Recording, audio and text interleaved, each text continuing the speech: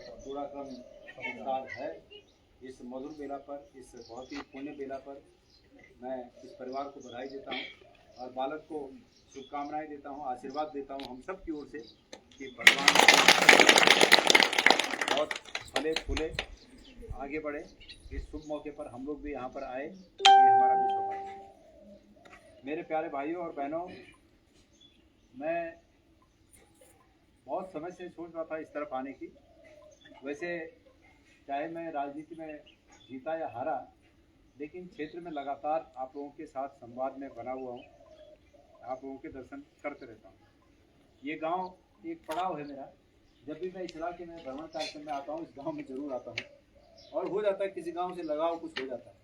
अब मैं ये तो नहीं जानता उसमें कि किस गांव से कितने वोट मिलते हैं नहीं मिलते हैं, लेकिन ये तय है कि पहले की भांति धारकुला पहले हमारा पोल ठीक नहीं रहता था, लेकिन कुछ सालों से धारकुला पोल हमारा ठीक है और निश्चित रूप में उसमें मुसोली का बहुत बड़ा योगदान होगा ऐसा नहीं, क्योंकि पहले उतना ठीक रिजल्ट वहाँ नहीं था। लेकिन 2-3 बार से जब से चुनाव हुए और इस गांव में जब से मेरा आना जाना काफ़ी हुआ, तो इसका असर वहाँ दिख रहा है कि वो पोल हमारा ठीक होता जा रहा है। मैं उम्मीद करता हूँ कि ये जो भावना आपकी मेरे प्रति अतीत में रही है, ये भावना आगे भी बनी रहेगी, ये आपसे मैं प्रार्थना भी करता हूँ, मेरा विश्वास है।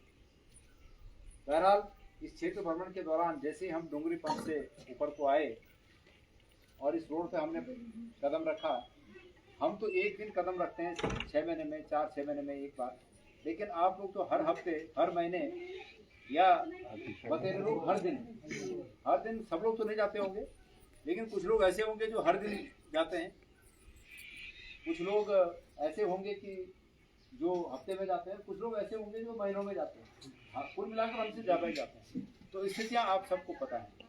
मेरे समय में जब मैं विधायक था, हमारे यहाँ पर तमाम साथी लोग थे। भाई राजेंद्र सिंह जी थे, भाई वीरेंद्र सिंह जी थे, यहाँ से लेकर कुलदीप बुटोला नीचे सौड़ में वहाँ तक ये घूम सिंह जी थे। सब लोगों ने एक ही मांग उठाई उस समय कि भाई इस रोड को ठीक कर दो। और आप लोगों के आशीर्वाद से 2012 में मुझे मौका मिला, मैं जीता और उसके फलस्वरूप मैंने उस समय उस रोड को पक्का किया। पर सवाल ये कि गड़ में एक कहावत है कि सुरड़ भेचो बोइलर वो इनबटी न हो कहे इन हाल हो तय थोड़ा बत्तपटी तय एक तरफा कह देखी और आज तय खरड़ भी निकल गए ना, लेकिन मतलब कोई पर ध्यान देने को तैयार। ये दुर्भाग्यपूर्ण है। मैंने आज सौड़ में अपने संदेश में माननीय मुख्यमंत्री जी का ध्यान इस पर आकर्षित किया है और मैंने कहा है कि माननीय मुख्यमंत्री जी, क्योंकि मैं जानता हूं कि मेरी हर बात को, इनका जो सूचना डिपार्टमेंट है वो मेरी हर बात को नोट करके मुख्यमंत्री तक भेजता है, तो मैंने मुख्यमंत्री जी से कहा है कि इस सौड़ गजेली से जो है ये ऊपर खेड़ा खाल तक जो सड़क जाती है, इस सड़क को विशेष रूप से वो ध्यान दें और इसको बजट मंजूर कराएं, इसको स्वीकृति दें ताकि इसका पुनर्डामरीकरण हो सके। और अगर ऐसा उन्होंने नहीं किया तो अगले 1-1.5 महीना, क्योंकि इन सब चीज़ों के लिए समय भी लगता है, 1-1.5 महीने का समय हम उनको दे रहे हैं, धन सिंह रावत जी को 1-1.5 महीने का हम समय दे रहे हैं कि वो इस 1-1.5 महीने के अंतराल में इस काम को स्वीकृत दें, टेंडर की प्रक्रिया करें और काम शुरू करें। अन्यथा हम लोकतांत्रिक तरीके से विपक्ष में होने के वजह से हमारा एक कर्तव्य बनता है कि हम जनता के साथ खड़ा रहें और जनता के साथ ये उग्र आंदोलन इस सड़क के लिए दोबारा करना पड़ेगा। एक बार इस क्षेत्र के लोगों को मैं याद दिला दूं कि एक बार इसी तरह का आंदोलन सन 2010-11 में हुआ था। बहुत आंदोलन किया था लोगों ने, हम तभी विपक्ष में थे, हम भी उस आंदोलन में शरीक हुए थे। उसके बाद 2012 में हम चुनाव जीते, हमने ये काम कर दिया। आप सब लोगों के सहयोग से किया, ऐसा कुछ नहीं कि मैंने किया। आप इंसान कुछ नहीं होता है, ये पद की ताकत होती है और वो पद की ताकत आप लोगों के द्वारा मिलती है, हमारा कुछ नहीं उसमें, लेकिन किया, लोगों की आवाज़ सुनी। आज पुनः वही स्थिति है कि इस रोड के लिए एक पुनः एक जन आंदोलन करने की आवश्यकता जान प्रतीत होती है। अगर सरकार ने ये नहीं सुना तो अगले 1.5 माह में हम इस आंदोलन को शुरुआत करेंगे, तेज करेंगे और इसको अंजाम तक पहुंचाएंगे। मेरे बहुत से शुभचिंतक हैं जो मुझे फेसबुक पर भी आपने देखा होगा। सबसे पहले अगर तुम मेरे बल हैं तो मेरे फेसबुक पर फॉलो करें। तो फेसबुक पर अगर आप जाएंगे, मेरे प्रत्येक भाषण में बथेरे लोग आपको मिल जाएंगे जो मुझे ये कहते हैं कि गणेश गोदियाल जी आप अच्छे आदमी हो पर आप पार्टी में ठीक नहीं हो, मेरा उनसे और आम जनमानस से ये कहना है कि इस देश में लोकतांत्रिक प्रक्रिया के तहत जब से चुनाव हुए सन 50 से तब से अब तक हमारे लोकतंत्र में ये व्यवस्था है कि सत्ता अगर सरकार मजबूत होनी चाहिए लेकिन उसके सापेक्ष विपक्ष भी बहुत मजबूत होना चाहिए। अगर विपक्ष मजबूत होता है तो सत्ता पक्ष डरा हुआ रहता है, काम करता है, और अगर विपक्ष कमजोर हो गया तो सत्ता निरंकुश हो जाती है, फिर सत्ता किसी की नहीं सुनती है। इसलिए आवश्यक है कि गणेश गोदियाल जहां है वहां बना रहे। अगर गणेश गोदियाल भी एक की तरफ हो गया तो कौन उठाएगा तुम्हारी आवाज को? इस विपक्ष की आवाज को उठाएगा कौन? आज आप देख रहे हैं कि पूरे प्रदेश में, हमारे इलाकों में सब लोग बोलते हैं कि साहब विपक्ष की आवाज को आप उठाते हो। मैं इसलिए उठाता हूं कि मैं जानता हूं कि विपक्ष का होना, विपक्ष की आवाज को बुलंद रखना बहुत आवश्यक है लोकतंत्र में। मैंने कहा ना कि आज मैंने इस इलाके में आया तो निश्चित है कि ये रिपोर्ट मुख्यमंत्री तक पहुंची होगी कि गणेश गोदियाल आज फलानी तरफ था और गणेश गोदियाल ने क्या क्या बोला, क्योंकि सरकार का इसके लिए एक पूरा डिपार्टमेंट होता है इन सूचनाओं को संकलित करने का, और ये मुख्यमंत्री तक पहुंचाने के लिए सरकार का पूरा डिपार्टमेंट होता है। उसका काम ही यही है, जिसको लोकल इंटेलिजेंस बोलते हैं, LI बोलते हैं, जिसको उस डिपार्टमेंट का काम ही यही है। ये इतना तक है काम कि जितने लोग यहाँ बैठे हुए हैं ना, इतने लोगों में से किसी को फोन आया होगा पक्का कि भाई ये बताना कि उस मीटिंग में कितने लोग थे। ये तक होता है कितने लोग हैं। अरे समूह बोल तुम डरे ना, मोदी राशन बंद नहीं कर दो। समूह बोल बना वाला हम भी आज पकड़ेगा है, पर इन्नी समझे तुम लोग, इन्नी यो देखिए सच कहा आपने। एक बहन ने कहा कि चुनाव इसलिए जीत गए कि जलेबी बांट दी। अगर हम लोग भी जलेबी बांटते और सन 50 से अगर जलेबी बढ़ती तो आज देश कहाँ होता? देश कहाँ होता? आज देश की स्थिति क्या है भाई? रौथान जी, मैं जहां पर छोड़ गया था जिन चीजों को, वहां से 1 इंच आगे नहीं बढ़ी है, चाहे सड़क हो और चाहे कोई विकास का काम हो। चाहे तुम्हारे गांव में भी कम से कम 1 दर्जन बच्चे ऐसे होंगे जिनकी 30 साल से ऊपर उम्र हो गई है और शादी नहीं हो पा रही है इसलिए कि नौकरी नहीं है। विकास तो सरकार ठीक में चलेगा ना, चाहे गोदियाल इधर तो खिरसू से इधर तो भूल जाते हैं ना। मेरी बात तो राठी में होना है। नहीं, राठ में भी होगा, लेकिन ये नहीं हुआ क्या जो 2013 में सड़क बनी, ये नहीं हुआ? हुई है तो सर आपने बनाई है ना। तो मैंने बनाई तो ये राठ में हुआ। चल रही है क्या हो रही है? आप ये कह रहे हो कि राठ में होगा, ये राठ है भाई? नहीं सर, मैं भाई जहाँ जो चीज होनी वाली होगी, वो जो चीज राठ में होने वाली होगी वो राठ में होगी। विकास तो सर जो गंगाड़ में होने वाली होगी वो गंगाड़ में होगी।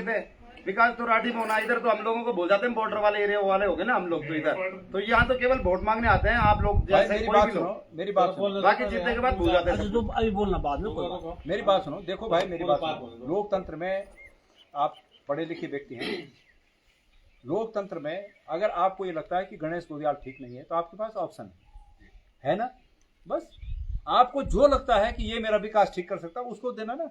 हम कहाँ मना कर रहे हैं? गणेश गोदियाल 10 साल से चुनाव नहीं जीता, सदन में नहीं है, तो गणेश गोदियाल को जो कर्म करना है वो अपना कर्म कर रहा है। क्या कर सकते हैं? हम अपना कर्म कर रहे हैं, हम लोगों की आवाज को उठा रहे हैं। आपको याद है विकास क्या होता है? आपको याद दिला दूं, आपने 4 महीने पहले होली के समय सुना होगा कि एक बस एक्सीडेंट कुमाऊं में हुआ और उसमें प्रत्येक व्यक्ति को 10-10 लाख रुपए मिले, मृतकों के आश्रितों को 10-10 लाख मिले। और उसके तत्काल 10-15 दिन के बाद एक एक्सीडेंट पौड़ी में हुआ और उसको 4-4 लाख मिले। इस गणेश गोदियाल ने आवाज उठाई कि क्या जो पौड़ी में एक्सीडेंट हुआ वो उत्तराखंड में है कि नहीं है, और जो दूसरी तरफ एक्सीडेंट हुआ वो भी उत्तराखंड में है, तो उत्तराखंड के एक नागरिक को 10 लाख और दूसरे नागरिक को 4 लाख क्यों? ये विपक्ष का काम है। और उसका परिणाम ये था कि उसी दिन शाम को बैठक मुख्यमंत्री ने की। मैंने जैसे कहा कि सूचना एकत्रित करने के लिए मुख्यमंत्री का एक डिपार्टमेंट होता है, नहीं, सूचना अधिकार अलग चीज है, विभाग होता है। LIU ने वो रिपोर्ट दी कि भाई गणेश गोदियाल ने मांग उठाई कि भाई ये भेदभाव क्यों हो रहा है, तत्काल उनको भी 10-10 लाख मिले। ये क्या है? हमारा काम यही है। अब आप विकास की बात कर रहे हो, सातुरा सास मुँह सपड़ा की बुआरी मुँह हम सपड़ा छी ना सातु तो मुझे ना जो बैठे देर दूर में जब वो दिन तब तो भी पकड़ा ना जरा से कि भाई कक्ष हमारी सब विकास। तो सवाल ये कि भाई राठ में होना है। राठ में जो सड़क राठ के लिए भी चाहिए और सड़क इस गंगाड़ के लिए भी चाहिए। तुम गंगाड़ी छे, सलानी छे तुम। हाँ तो सलाण में भी, सलाण का होट में तुम यार अपनी पहचान सकता तुम सलानी छे कि गंगाड़ी छे।